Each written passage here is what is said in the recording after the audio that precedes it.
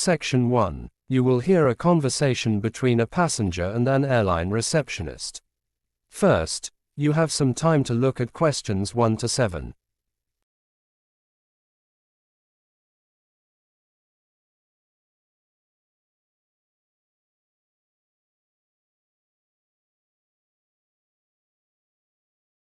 Now listen carefully and answer questions 1 to 7. Thank you for calling Pacific Skyways. This is Janet speaking. How may I help you today? Hi, I'm calling to confirm some details about my flight tomorrow. Certainly. May I have your booking reference, please? Yes, it's PSKY 475. Thank you. Let me pull up your booking. Yes, I can see you're booked on flight PS 204 departing tomorrow from Melbourne. That's right. Could you remind me of the departure time? I have it written down as 8:45, but I just want to double check. Actually, there's been a slight schedule change. The flight was initially scheduled for 8:45, but now it's been moved forward. The flight is now departing at 7:30. Oh, I see. That's quite a bit earlier. And which terminal do I need to go to? Me check that for you. According to our system, you'll be departing from Terminal B3. It's the international terminal. Great, Terminal B3. And could you tell me my boarding pass number? I need it for online check-in.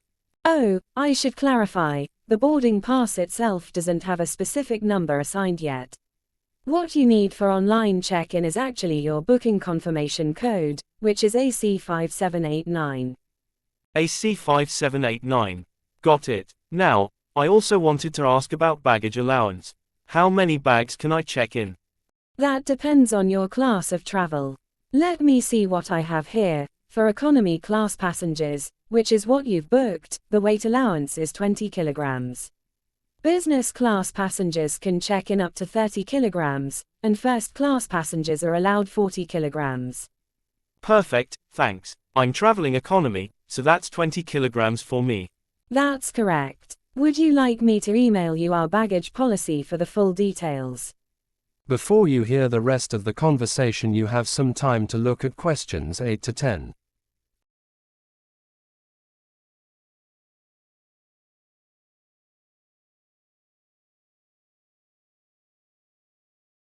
Listen carefully and answer questions 8 to 10.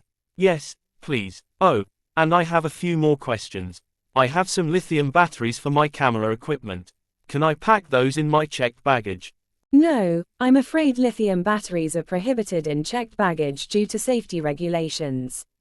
You must carry those in your hand luggage.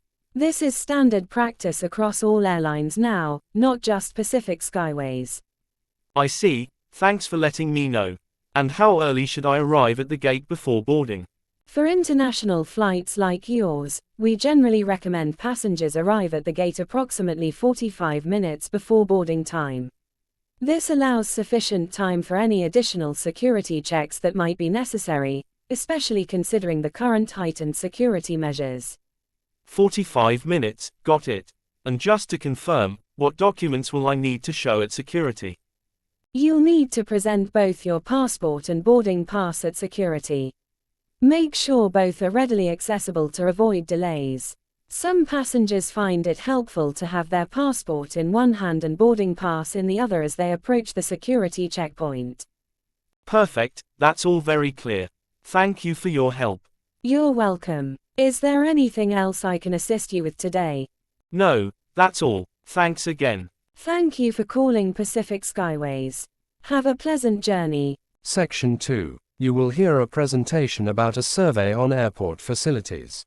First, you have some time to look at questions 11 to 15.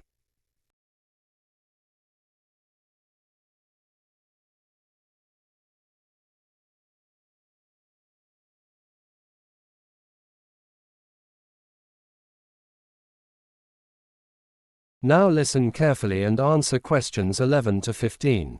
Good afternoon, everyone. I'm going to talk to you about the survey that Taylor and Jamie conducted last month regarding access to airport facilities. This survey came about because it was something their manager specifically asked them to look into. Although there had been some complaints from travelers about access issues, no formal investigation had been carried out before, so their manager felt it was time to gather some concrete data on the matter. Their research faced several obstacles from the beginning. They had intended to refer to previous studies, but they discovered that not much had been written about this specific topic. They could find general information about airport management, but the language in these studies was often very technical and somewhat difficult to apply to their specific situation. They also found that some relevant data was not available to them due to privacy policies. For collecting their primary data, Taylor and Jamie used a variety of methods. While they did spend some time observing passenger behavior, and they did distribute some online questionnaires to reach a wider audience, the most valuable information came from face-to-face interviews with passengers. This direct approach allowed them to ask follow-up questions and gather more detailed responses. When discussing the survey with their manager afterward, she pointed out some limitations they needed to acknowledge. The manager wasn't particularly concerned about the number of passengers involved in the survey, as the sample size was statistically significant. However, she noted that the range of passengers questioned could have been more diverse. They had primarily focused on business travelers and families, missing other important demographics. She also mentioned that the places where the questions were asked might have influenced the results, as they only conducted interviews in 2 of the 4 terminals. Now, regarding the potential solutions identified in the survey, passengers were asked about their preference for a booking system to regulate facility access. Looking at the results, approximately 50% of passengers thought a booking system would be the best solution. This is represented by the pie chart labeled A. Chart B shows about 25% support, while Chart C indicates roughly 75% of surveyed passengers favored this option. Now, let me move on to discuss the disadvantages associated with the various suggestions for improving airport facilities. You have some time to look at questions 16 to 20.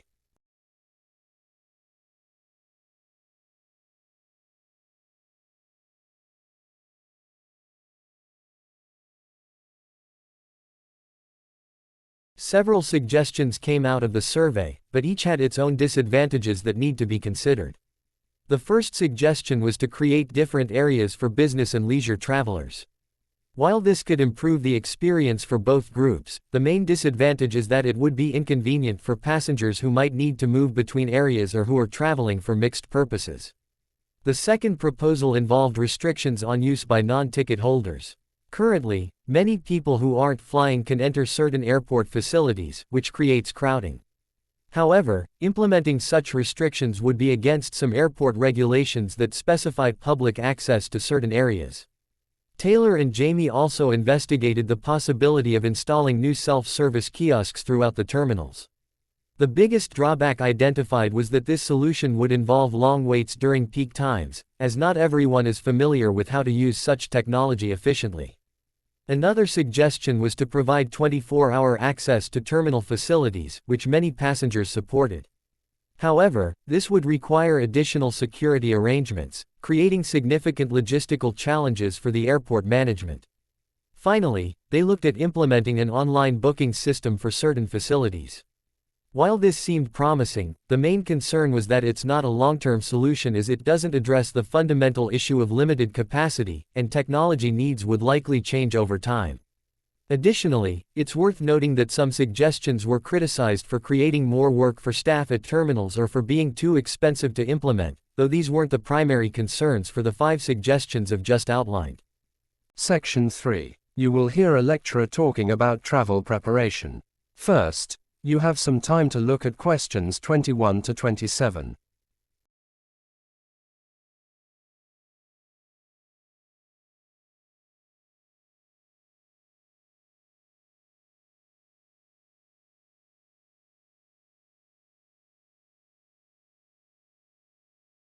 Now listen carefully and answer questions 21 to 27.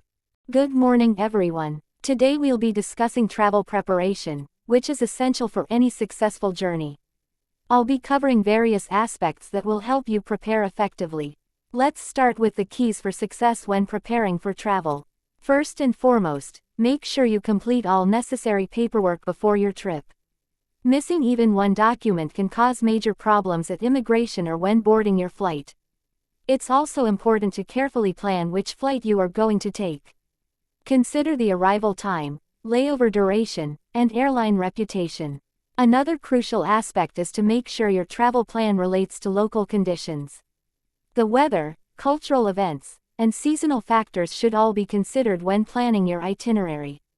Having a positive attitude towards travel is also essential. It helps you adapt to unexpected changes and enjoy your experience fully. If you're traveling to a country where you don't speak the language fluently, work hard to improve written communication and spoken language proficiency. Even basic phrases can make a significant difference. You'll also need well-developed analytical and logical reasoning skills to navigate unfamiliar situations effectively. Well-developed organizational abilities will allow for best use of time during your travels. Being organized helps you prioritize activities and make the most of each day. Good note-taking skills for digital technology and mobile communication are increasingly important for modern travelers. You'll need to record information quickly and accurately while on the move. Moving on to other aspects of preparation, travelers who exercise and rest properly do better during their trips.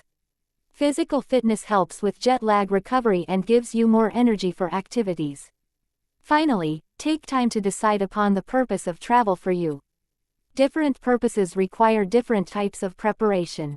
A business trip needs a different approach compared to a leisure or educational journey. Now, let's discuss some specific information about boarding procedures that you should be aware of. Let me take a moment to organize my notes. First, I should mention that boarding passes may be obtained at self-service kiosks in most modern airports. This can save you considerable time during check-in. Many airlines now offer priority boarding for an additional fee. This allows you to board before general boarding begins, giving you more time to settle in and secure overhead space. It's important to note that passengers have unlimited carry-on luggage allowance is actually a common misconception. Most airlines restrict you to one carry-on bag and one personal item, with specific weight limitations. You should also be aware that boarding gates close 30 minutes before departure in most airports. If you arrive late, you may be denied boarding even if you've already checked in. For safety reasons, electronic devices must be switched off during takeoff or put into airplane mode. This is a standard procedure on all commercial flights. If you're bringing cabin luggage, be aware that the maximum size for cabin luggage is typically 56 x 45 x 25 centimeters, though this can vary slightly between airlines. Another helpful tip is that seat selection can be done online 24 hours before flight with most airlines. This allows you to choose your preferred seat without additional wait time at the airport. There are other regulations too, such as liquid restrictions and identification requirements, but these 7 points I've mentioned are particularly important to remember. Now you have some time to look at questions 28 to 30.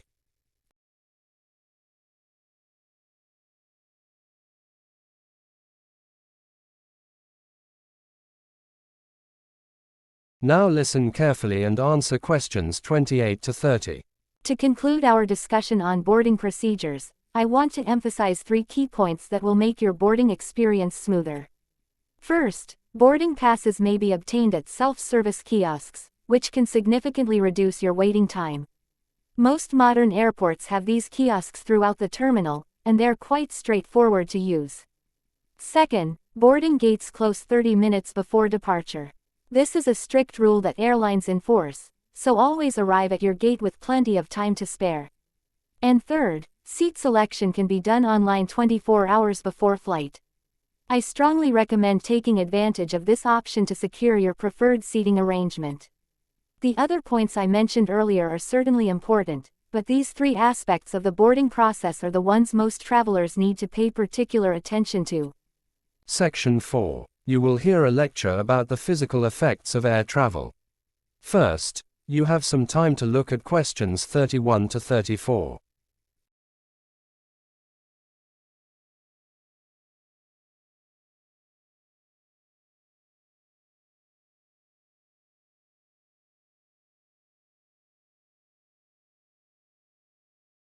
Now listen carefully and answer questions 31 to 34. Good morning, everyone. Today's lecture focuses on flight physiology and how air travel affects the human body. I'll be discussing various aspects of air travel including turbulence, cabin pressure, and other physical effects experienced during flights. Let's begin by discussing turbulence during flight. This is perhaps one of the most noticeable physical experiences when flying. Many passengers report feeling anxious or frightened during turbulent episodes. Although turbulence might seem dangerous, it's important to understand that while it caused passengers to feel anxious, it rarely poses a serious safety threat. What many people don't realize is that turbulence actually increases the risk of flight delays in many cases, as pilots often need to alter course or altitude to avoid particularly rough air pockets, leading to schedule disruptions. When we consider safety measures during flight, seat belts play a crucial role. It's interesting to note that despite decades of research, the role of seat belts in air travel is not fully understood. We know they prevent injuries during turbulence, but there are still ongoing studies about the optimal design and positioning for different body types. Some might assume safety features like this are now fully understood, or conversely, that they're not considered that important, but the reality lies somewhere in between, with continuous research still being conducted. Regarding the frequency of turbulence incidents, data shows that minor turbulence incidents are more common than severe turbulence. In fact, minor turbulence occurs on most flights, though passengers might not always notice it. Severe turbulence is actually quite rare, occurring in less than 1% of commercial flights. Some studies suggest that minor and severe turbulence have approximately the same frequency, but this is contradicted by the most recent aviation data from the past decade. If you're wondering when you might experience turbulence, you would expect most turbulence to occur during flights over mountainous regions. This is due to the way air currents interact with varied terrain elevations. Some passengers believe turbulence is worse during takeoff and landing, while others think night flights over oceans are most susceptible.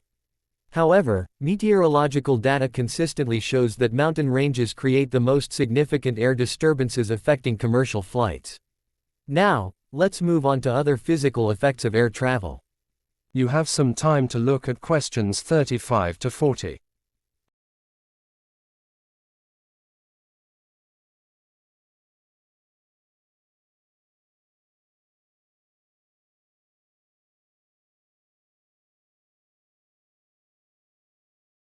Now listen carefully and answer questions 35 to 40. Beyond turbulence, there are several other physical effects passengers may experience during flight. Let's examine some of these phenomena. Air sickness probably has a genetic component as it seems to affect certain family members more than others. Research indicates that susceptibility to motion sickness, including air sickness, tends to run in families. This suggests there may be inherited factors that influence how your brain processes conflicting sensory information during flight. Many passengers experience a sugar craving during long flights. This is related to changes in blood glucose levels that occur at high altitudes and during extended periods of inactivity. While some travelers report increased salt cravings or protein cravings, studies consistently show that sweet foods are most commonly desired during extended air travel. Cabin pressure has a significant effect on the body. During flight, cabins are pressurized to the equivalent of about 6,000–8,000 feet above sea level. This relatively lower pressure affects everything from your breathing to how fluids behave in your body. Some might describe this effect as minimal or dramatic, but medical professionals typically characterize it as significant without being dangerous for most healthy individuals. One important physiological challenge during flight is that the body cannot regulate its hydration well during air travel. The combination of low humidity in the cabin and reduced pressure creates an environment where you lose moisture more rapidly than usual. This is why drinking extra water is recommended, even if you don't feel particularly thirsty. Some passengers may be immunocompromised in certain cases, making them more vulnerable to the various health challenges of air travel. This includes elderly travelers, pregnant women, people with chronic conditions, or those taking medications that affect immune function. These individuals often need to take extra precautions when flying. A final interesting point is that many travelers experience jet lag when flying east, just as westbound travelers do. However, there's an important distinction. Research shows that eastbound travel typically causes more severe jet lag symptoms. This is because traveling east requires our bodies to advance our internal clock, which is more difficult than delaying it when traveling west. To summarize today's lecture, air travel affects our bodies in numerous ways beyond just the obvious experience of turbulence.